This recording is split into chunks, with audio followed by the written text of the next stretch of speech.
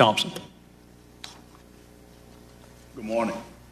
Mr. Chairman and members of the House Committee on the Judiciary Subcommittee on Crime, Terrorism, Homeland Security, and Investigations, I'm truly honored by the invitation to address this distinguished body. The challenges facing the law enforcement in the 21st century are numerous and varied depending upon whether it's a local, state, or federal entity.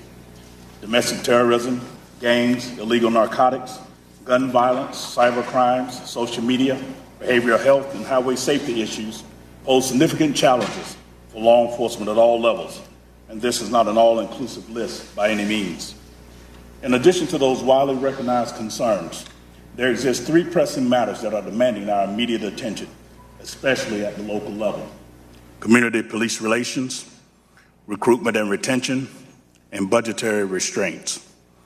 Our ability and capacity to respond appropriately and effectively to the aforementioned concerns are largely dependent on how well we manage these three foundational issues. Highly publicized police-citizen contacts have gotten the attention of our nation. Increasingly, citizens are interested in how police departments operate and the decisions made by law enforcement practitioners.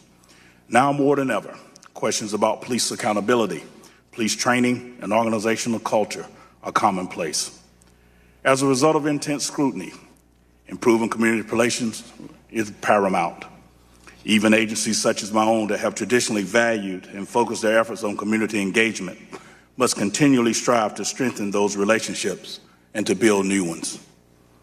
We will not be as responsive or successful without strong collaborative partnerships. With baby boomers retiring and shrinking applicant pools, recruiting and retention is a struggle for law enforcement agencies today. The inherent dangers of the profession and its intense scrutiny and harsh criticism discourage some from entering and/or remaining in law enforcement, while others pursue more lucrative, less stressful, and safer career fields.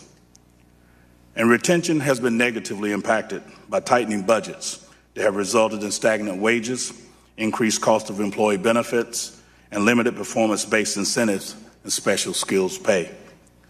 This funding issue segues into the third and final challenge I wish to share with you this morning: budgetary restraints. In a climate where many government bodies are plagued with lingering economic woes and are forced to make very difficult decisions about budgets, many police departments are underfunded. Consequently, it has become increasingly difficult to compete with corporate America for qualified applicants and to retain experienced personnel. We are also facing the growing necessity for advanced technology. For example, body-worn cameras, less than lethal weapons, integrated records management, and interoperable communication systems. Some of these amount to unfunded mandates.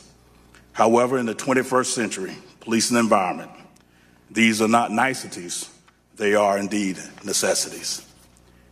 For instance, many law enforcement agencies committed to equip officers with body-worn cameras, which expanded opportunities for officers to capture more of those critical police-citizen encounters. But this technology comes with a cost. Additional funding from governmental sources will be needed not only for equipment, but for training that enhances the diversity consciousness of law enforcement professionals, such as implicit bias, de-escalation, use of force, and other subject matters deemed necessary. Although the specific needs may vary, the challenge or dilemma is the same. And in conclusion, I reiterate these issues must be immediately addressed. Enhancing community relations is fundamental to local law enforcement gathering information and proactively combating crime and terrorism. This includes building community partnerships to solve an array of societal problems.